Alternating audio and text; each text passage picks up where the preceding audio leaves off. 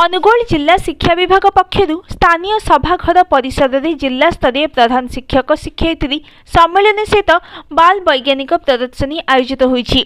एही कार्यक्रम को अनुगुल जिलापाल मुख्य अतिथि रूप में जोगदी उद्घाटन करथिबा बेले मुख्य वक्ता रूपे अनुगुल जिला मुख्य चिकित्सा अधिकारी जोगदेइथिले। एही अवसर में प्रथमे जिलापाल एवं अन्य अतिथिगण बाल वैज्ञानिक प्रदर्शनी बुली देखिथिले।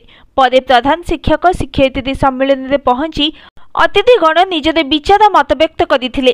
छात्र छात्रींकर उज्ज्वल बज भविष्य गठन में गुरुंकर गुरुत्वपूर्ण भूमिका थिबा बेले विद्यालयर मुखिया हिसाब से प्रधान शिक्षक शिक्षयित्री भूमिका रही बेस गुरुत्वपूर्ण बोली मत व्यक्त करथिले जिला मुख्य चिकित्सा अधिकारी।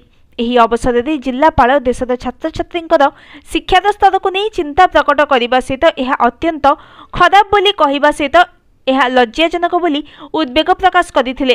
तेणु